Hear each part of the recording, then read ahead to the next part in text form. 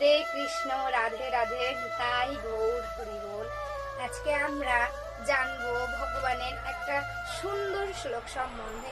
ভগবানের প্রত্যেকটা শ্লোকই অতীব সুন্দর, সেই শ্লোক সম্বন্ধে আমরা আজকে জানবো। অধ্যায় 10-এর শ্লোক নম্বর 24।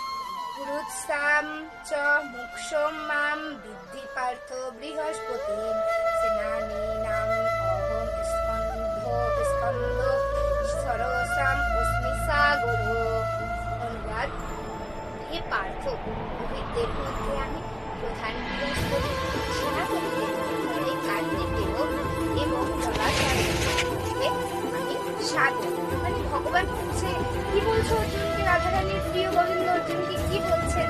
যে আমি পুরোহিত যারা আছে তাদের মধ্যে প্রধান বৃহস্পতি, পুরোহিত মধ্যে কার্তিক দেব, ধরনের পুজো অর্চনা এইসব যারা করে তাদের সেই পুরোহিতদের মধ্যে গোবিন্দ হচ্ছে বৃহস্পতি। সেনাপতি যে আছে, মানে যুদ্ধ করে কারা? সেনাপতিরা। সেই সেনাপতিদের মধ্যে গোবিন্দ হচ্ছে কার্তিক এবং জলাশয়গণের মধ্যে, জলাশয়ের মধ্যে সে সাগর। তাহলে আমরা কি বুঝলাম? সেনাপতিদের মধ্যে কার্তিক, জলাশয়ের মধ্যে সাগর এবং সেই পুরোহিতদের মধ্যে বৃহস্পতি। তাহলে আমরা অনেকগুলো এর সাথে জানতে পারলাম যে ভগবান হচ্ছে দ্বাদশ আদিত্যের মধ্যে প্রধান।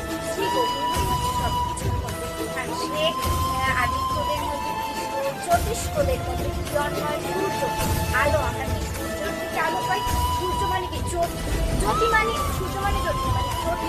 আলোর ক্ষেত্রে আমরা জ্যোতি শব্দটা ব্যবহার করি। আলো একটা প্রকাশ করে, সেটাকে আমরা জ্যোতি বলি। সেই জ্যোতিটা অর্থাৎ এই জন্য আমরা সূর্যকেই প্রধান আলো কেন্দ্র হিসেবে ভাবি। সেই গোবিন্দকে এখানে এবং নক্ষত্রদের মধ্যে কি? নক্ষত্রের মধ্যে চন্দ্র, ঠিক আছে? জ্যোতিষ্কদের মধ্যে সূর্য, নক্ষত্রদের মধ্যে আমাদের গোবিন্দ হচ্ছে চন্দ্র।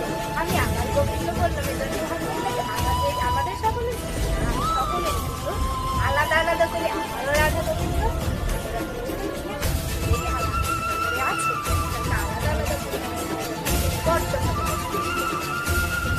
ব্রহ্মসংহিতায় সূর্যকে ভগবানের উজ্জ্বল নয়ন রূপে গণ্য করা হয়েছে। ব্রহ্মসংহিতায়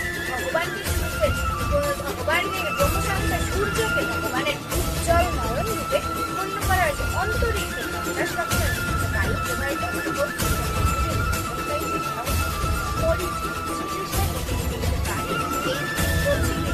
বায়ু প্রবাহিত হচ্ছে অন্তরিক্ষে 50 রকমের। এইগুলির নিয়ন্ত্রণকারী দেবতা হচ্ছে শ্রীকৃষ্ণের প্রতিনিধি মরিচি। অসংখ্য নক্ষত্রদের মধ্যে রাত্রিবেলায় চন্দ্রই সবচেয়ে উজ্জ্বল। এই চন্দ্র যে আলোটা পায় সেটা পায় হচ্ছে সূর্য থেকে, আমরা জানি কি। তাই যে সমস্ত নক্ষত্র আকাশে ঝলমল করে সেগুলোতেই সূর্যের আলো প্রতিফলিত হচ্ছে। ব্রহ্মাণ্ডের মধ্যে অনেকগুলো সূর্য রয়েছে। এই তত্ত্বটি বৈদিক শাস্ত্রে গৃহীত হয়নি। সূর্য একটি এবং সূর্যের প্রতিফলনের দ্বারা যেমন চন্দ্র আলোকিত হয়, সেই রকম নক্ষত্রটিও আলোকিত হয়। যেহেতু ভগবত গীতা এখানে চন্দ্রকে নক্ষত্রগুলির মধ্যে অন্যতম বলে